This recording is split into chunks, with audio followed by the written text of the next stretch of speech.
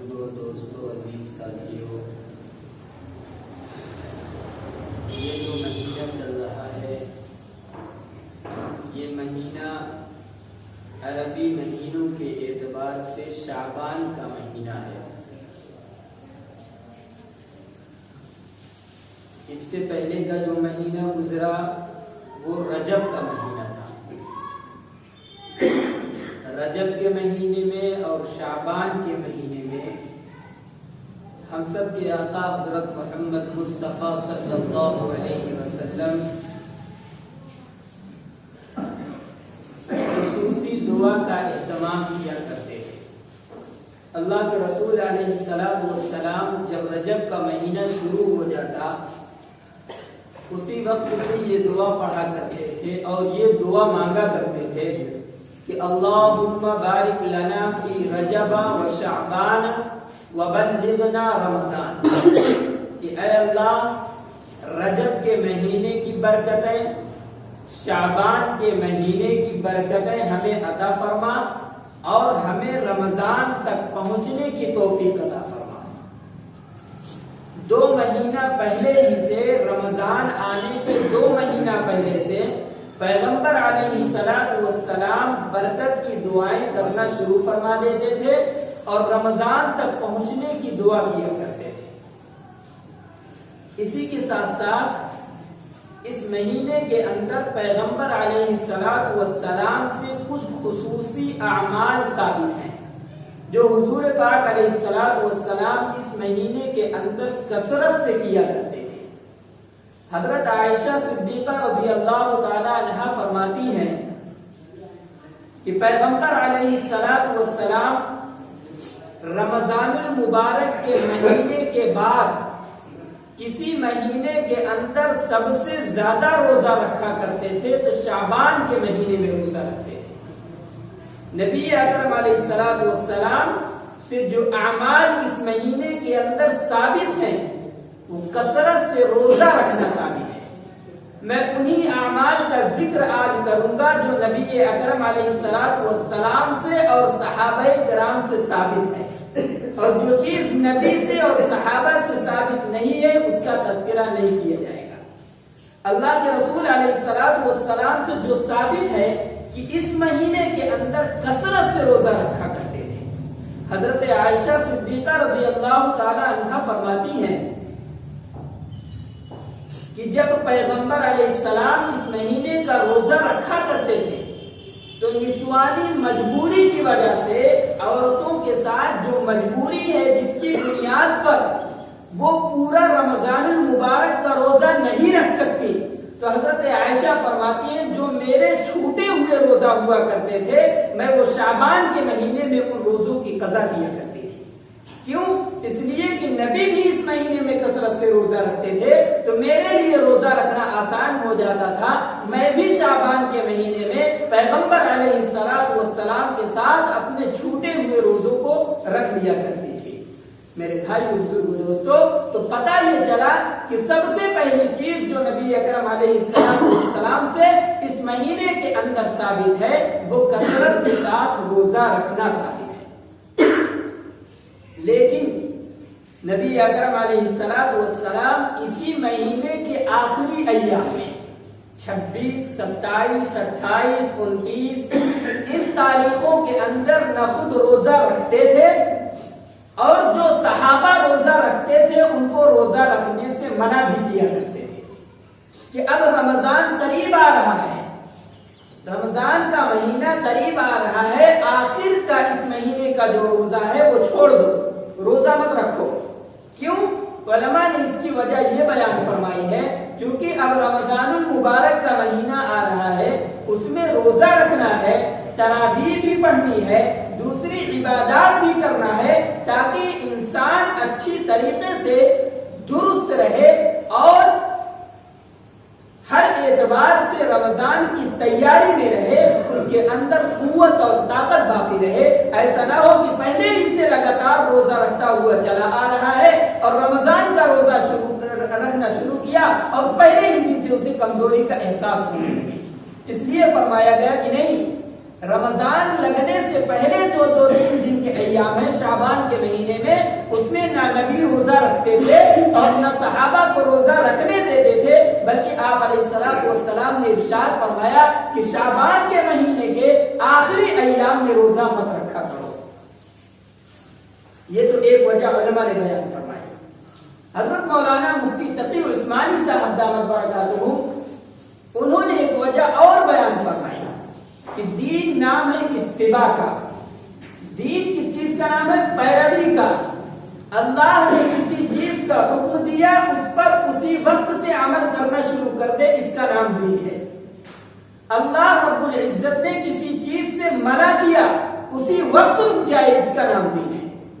انسان اپنی خواہشات پر عمل کرتا رہے، جب چاہے اللہ کے حکم پر عمل کرے، جب چاہے اللہ کے حکم کو توڑ دے، یہ دین نہیں ہے، یہ انسان کا اپنا عمل ہے، انسان کی اپنی خواہشات پر عمل ہے، دین پر عمل نہیں ہے۔ دین نام ہے اللہ نے جب جس چیز کا حکم دیا اسی وقت سے اس پر عمل کرنا شروع کر دے۔ تو اللہ تعالیٰ نے فرمایا یا ایھا الذین آمنوا کتب علیکم الصیام کما کتب علی الذین من قبلکم، اے ایمان والو تم پر رمضان کے روزے کو فرض کیا گیا۔ تو روزے کو کب فرض کیا گیا؟ رمضان کے روزے کو۔ جب رمضان کا چاند نظر آئے گا اس وقت سے روزہ فرض ہوا ہے۔ اب اگر کوئی شخص پہلے ہی سے روزہ رکھتا چلا آ رہا ہے تو شعبان کے روزے میں رمضان کے روزے میں کوئی فرق ہی باقی نہیں رہے گا۔ اس لیے میرے آقا علیہ الصلوۃ والسلام نے فرمایا کہ نہیں، شعبان کے مہینے کے آخری ایام کے روزے چھوڑ دو، روزہ مت رکھو، بلکہ رمضان کے روزے رکھو، تاکہ جب اللہ نے یہ فرمایا کہ اب رمضان کا روزہ شروع ہو چکا ہے اسی وقت سے بندہ رمضان کے روزے پر عمل کرنا شروع ہو جائے، تاکہ ظاہر ہو جائے کہ رمضان کا روزہ چل رہا ہے۔ ورنہ رمضان کے روزے 29 اور 30 ہوتے ہیں۔ ظاہراً یہ سمجھ میں آ رہا ہے اگر شعبان کے آخری دنوں کے بھی روزے رکھتا تو اس کے روزے 33 ہو جاتے، 32 ہو جاتے، فرق ظاہر نہ رہتا۔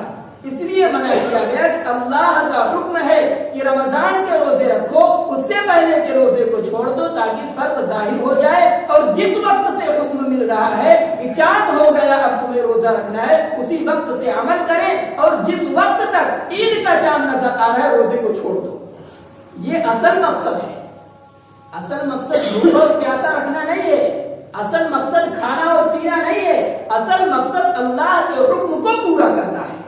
اللہ کا حکم جب سے مل رہا ہے اور جب تک مل رہا ہے اس وقت اسے پورا کرنا ہے۔ اس لیے نبی پاک علیہ السلام نے منع فرمایا کہ آخری ایام میں روزہ مت رکھا کرو۔ میرے آقا علیہ السلام سے کسی صحابی نے عرض کیا یا رسول اللہ اس مہینے کے اندر آپ کثرت سے روزہ کیوں رکھتے ہیں؟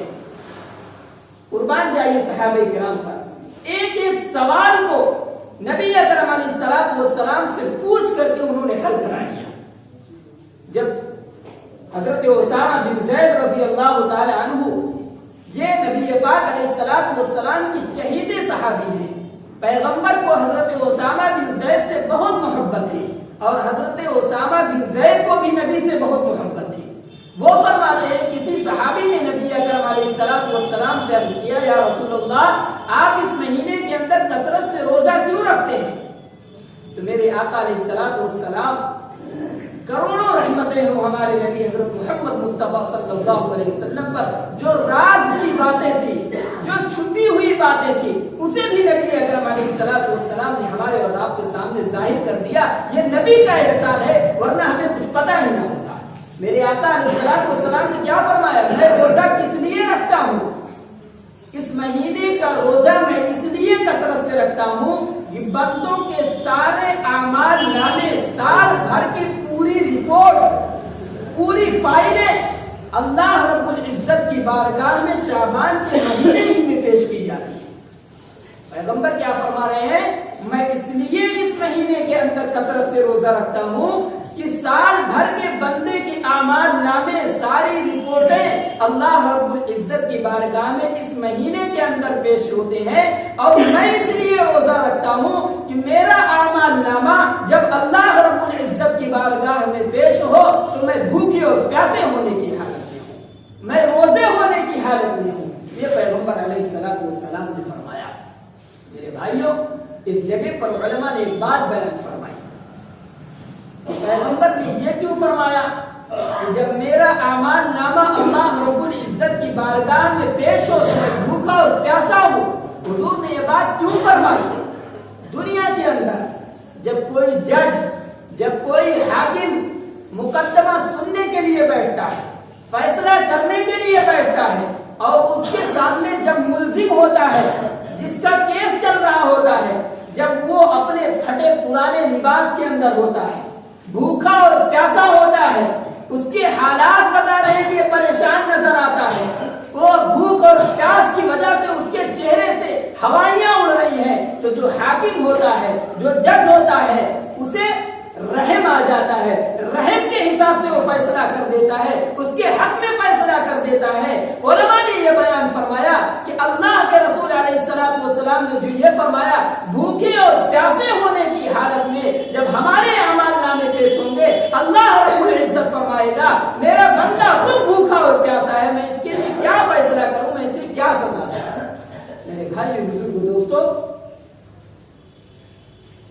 میرے آقا علیہ السلام کے اعمال نامے جو حضور روزہ رکھ رہے ہیں، فرما رہے ہیں بھوکے اور پیاسے ہونے کی حالت میں میرے اعمال نامے اللہ کی بارگاہ میں پیش ہوں، تو حضور کے اعمال نامے میں کیا ہوں گے؟ نعوذ باللہ، کیا حضور کے اعمال نامے میں گناہ ہوں گے؟ حضور کے اعمال نامے میں غلطیاں ہوں گی؟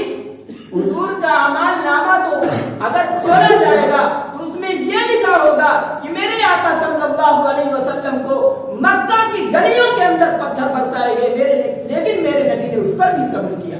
حضور کا نامہ اعمال جب کھولا جائے گا اس پر یہ لکھا ہوگا کہ جب میرے نبی حضرت محمد مصطفیٰ صلی اللہ علیہ وسلم طائف کی گلیوں کے اندر دعوت کا کام کرتے گئے، دین کا کام لے کر کے گئے، تو وہاں کے لوگوں نے پیغمبر علیہ السلام نے پتھر کی بارش کی، اس وقت بھی میرے نبی نے بد دعا کا کلمہ نہیں کہا۔ میرے آقا علیہ السلام نے فرمایا اللہم اہدنی قومی فانہم لا یعلمون، اے اللہ یہ میری قوم مجھے پہچانتی نہیں ہے، اسے ہدایت دے دے، اگر یہ نہیں جانے گی تو اس کی آنے والی نسل مجھے پہچانے گی۔ میرے نبی کا اعمال نامہ کھولا جائے گا تو یہ دکھے گا اس میں کہ میرے نبی کے چہرے پر تھوکا گیا، اور میرے نبی حضرت محمد صلی اللہ علیہ وسلم نے پلٹ کر کے جواب نہیں دیا، بلکہ آپ نے اس پر صبر کیا۔ میرے نبی کا اعمال نامہ جب کھولا جائے گا تو اس میں یہ بھی لکھا ہوگا خانہ کعبہ کے پاس بیٹھ کر آپ علیہ السلام عبادت کر رہے تھے، سجدے کی حالت میں آپ کے پیٹھ مبارک پر اونٹ کی اوجھڑی رکھی گئی، لیکن میرے نبی علیہ السلام نے صبر کیا، آپ نے بدلہ نہیں لیا۔ میرے نبی کے اعمال نامے میں تو یہ ہوگا، لیکن پیغمبر نے اپنے کندھے پر رکھ کر، اپنی ذات پر لے کر ہم کو اور آپ کو یہ پیغام دے رہے ہیں، اے میری امت کے لوگوں، یاد رکھو اس مہینے کے اندر کثرت سے روزہ رکھو، تاکہ جب تمہارے اعمال نامے جس میں گناہ بھی ہوں گے، جس میں عذاب بھی ہوں گے، جس میں ثواب بھی ہوں گے، جس میں بد نظریاں بھی ہوں گی، جس میں نماز اور روزے بھی ہوں گے، جس میں بدنگاہی بھی ہوگی، جب تمہارے اعمال نامے اللہ رب العزت کی بارگاہ میں روزے کی حالت میں پہنچیں گے، اللہ رب العزت فرمائے گا یہ میرا بندہ بھوکا اور پیاسا ہے، اس کے اعمال نامے کو دیکھ کر میں کیا سزا دوں؟ اللہ تعالیٰ فرمائیں گے جاؤ میرے بندے، میں نے تجھے معاف فرما دیا۔ یہ ہے میرے بھائیو روزے کی حکمت۔ میرے آقا نے فرمایا اس لیے میں شعبان کے مہینے کی کثرت سے روزہ رکھتا ہوں، اے میرے بندو، اے میرے امتیوں، تاکہ تم بھی روزہ رکھو، اور اس مہینے کے اندر تمہارے اعمال اللہ رب العزت کی بارگاہ میں پیش ہوتے ہیں۔ سب سے پہلی چیز یہ تھی جس میں ہمارے آقا علیہ السلام کثرت سے روزہ رکھتے ہیں۔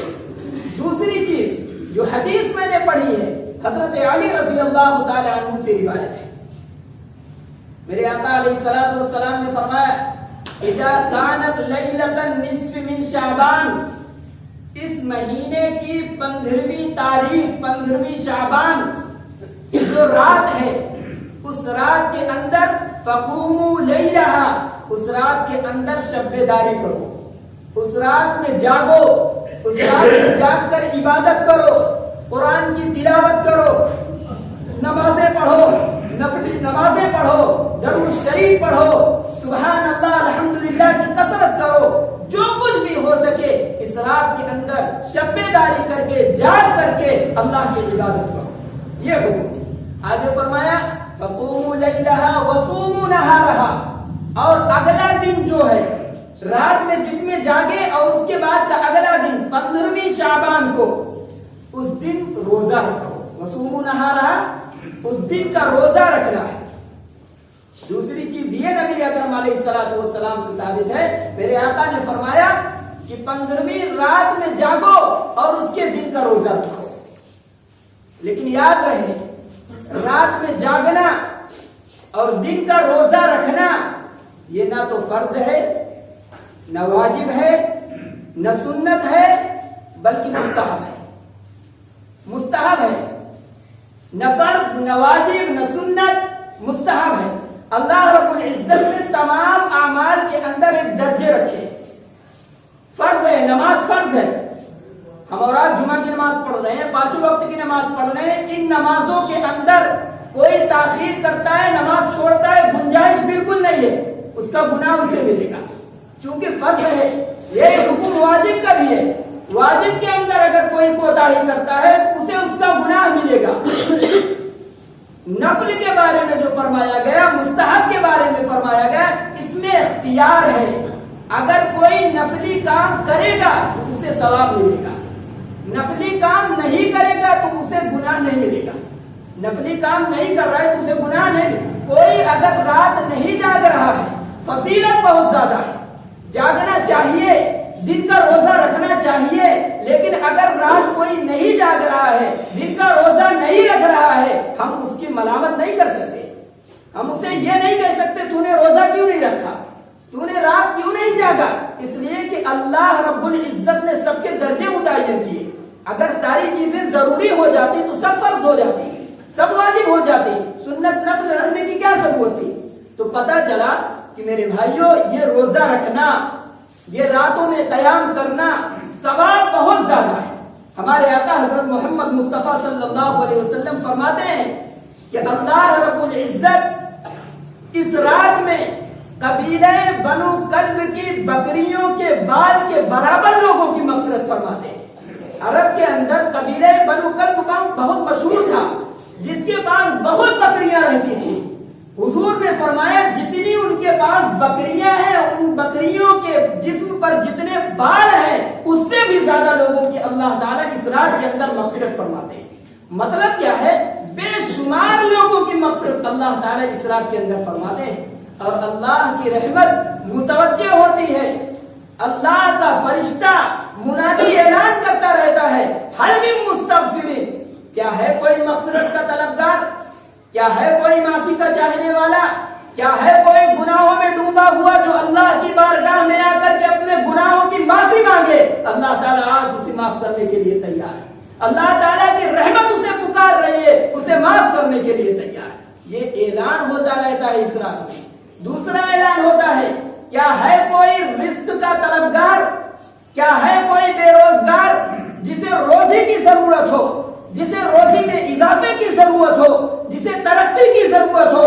آئے اس رات کے اندر اللہ رب العزت کے سامنے اپنی فریاد کو رکھے.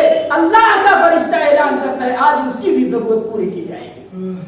اور اللہ کی طرف سے یہ بھی اعلان ہوتا ہے کوئی بے اولاد، ہے کوئی لا ولد جسے اولاد کی ضرورت ہو، جسے بیٹی کی ضرورت ہو، آئے اللہ کی بارگاہ میں آ کر کے اپنی عرضی لگائے. آج کی رات میں اس کی ضرورت کو بھی پوری کی جائے گی. میرے بھائیو بزرگو دوستو، بہت ساری فضیلتیں ہیں اس رات کے اندر جو نبی اکرم علیہ الصلوۃ والسلام سے ثابت ہیں. اللہ کی طرف سے اعلان ہوتا رہتا ہے، لیکن شیطان بھی پیچھے لگا ہے. شیطان اگرچہ یہ نفلی عبادتیں ہیں، اگرچہ نفلی عبادت، لیکن فضیلت بہت زیادہ ہے، فضیلت بہت زیادہ ہے. لہذا اس رات میں جاگنا چاہیے اور دن کا روزہ بھی رکھنا چاہیے تاکہ یہ تمام کی تمام فضیلتیں حاصل ہو جائیں. لیکن اس رات کے اندر جب جاگے تو اس بات کا خیال رکھیں شیطان پیچھے لگا ہوا ہے. وہ چاہتا ہے کسی طریقے سے اسے گمراہ کرے، اسے اللہ کے سامنے نہ کھڑا ہونے دے. مغفرت کی رات ہے، اسے معافی، اس کے لیے مغفرت کا اعلان نہ ہونے دے، مغفرت کا ذریعہ نہ بننے دے. شیطان शैतान बहकाने की कोशिश करता है। जागने के लिए आ भी जाएंगे तो मेरे भाइयों आपको नमाजें नहीं पढ़ने देगा, आपको कुरान करीम की तिलावत नहीं करने देगा। चलो बाजार में टहलते हैं, बाजार में जाकर के बैठ जाएंगे, मस्जिद में आकर 4 लोग बैठ जाएंगे, यहाँ बैठ करके बातें करेंगे। याद रख लीजिए शैतान की तरफ से धोखा है। शैतान ये धोखे में डाल रहा है, तुम तो रात जागी रहे हो, तुम्हें सवाब मिल ही जाएगा। नहीं मेरे भाइयों, रात थोड़ी देर जागो, पूरी रात जाग रहे हो, पूरी रात इबादत कर रहे हो, बहुत बड़ा सवाब। लेकिन पूरी रात ना जाग सको, थोड़ी देर ही जाग लो, बजाय इसके कि बाजारों में टहलो, बजाय इसके कि जाकर के बाजारों में बैठो। उस रात के अंदर याद रख लीजिए जितना इस रात की फजीलत है, जितना ही इस रात में सवाब है, 10 लोगों को इकट्ठा करके बैठ जाना, उनको इबादत से रोक देना, जो शख्स सबसे आगे बढ़ करके इस काम को करता है सबसे बड़ा उसे गुनहगार शुमार होता है। जैसे इस रात की फजीलत है वैसे इस रात की कोई तौहीन करता है, बेहुरमती करता है तो उसके लिए गुनाह भी बहुत ज्यादा है। इसलिए मेरे भाइयों रात में जागें, जितनी देर हो सके इबादत करें, कुरान की तिलावत करें। नींद आ रही है तो नींद भगाने के लिए इधर उधर चक्कर न लगाएं, सो जाएं। सो जाने के बाद तहज्जुद के वक्त फिर उठें, उठ करके तहज्जुद की नमाज पढ़ें, कुरान करीम की तिलावत करें। रोजा रखना है तो सहरी कर लें, सहरी करने के बाद इशा की नमाज जमात से पढ़िए, फजर की नमाज जमात से पढ़ लें। उलमा ने लिखा है पूरी रात जागने का सवाब मिलेगा, पूरी रात जागने का सवाब मिलेगा। लेकिन जागने के नाम पर इधर उधर चक्कर लगाना, जो लोग सो रहे हैं, क्योंकि बता दिया फर्ज नहीं है, वाजिब नहीं है, सारे लोग नहीं जागेंगे, कुछ लोग आराम करेंगे, कुछ बीमार है, उनके दरवाजों पर जाकर, उनके घरों में जाकर पूरी गली के अंदर चक्कर लगाना, मेरे भाइयों इस रात की तौहीन है। सवाब के बजाय आप गुनाह का काम कर रहे हैं, गुनाह के अंदर आप मुब्तला हो जाएंगे। इसलिए बेहतर ये अगर मस्जिद में आप आकर के जाग रहे हैं तो अदब एहतराम का ख्याल रखें, बाजारों में चक्कर ना लगाएं, और बेहतर ये है कि नफली इबादत अपने घर के अंदर करें। नमाज पढ़ रहे हैं अपने घर के अंदर पढ़ें, कुरान पढ़ रहे हैं अपने घर के अंदर पढ़ें। इसलिए कि फरमाया गया है कि अपने घरों को कब्रिस्तान मत बनाओ, कब्रिस्तान मत बनाओ, घरों को भी आबाद करो। इसलिए नफली इबादत के लिए उलमा ने लिखा है नफली काम अपने घर में करना चाहिए। अगर मस्जिद में भी आ रहे हैं, मस्जिद के अदब एहतराम का ख्याल रखें, एक दूसरे की नींद का भी ख्याल रखें, एक दूसरे का अदब एहतराम बाकी रखें, ताकि इस रात का सवाब हमें मुकम्मल तरीके से हासिल हो जाए और इस रात की बेहुरमती से बचें। वरना जो शख्स आगे बढ़ेगा गलत काम करने के लिए, सारे लोगों का गुनाह उसे खिसक जाएगा। अल्लाह ताला कहने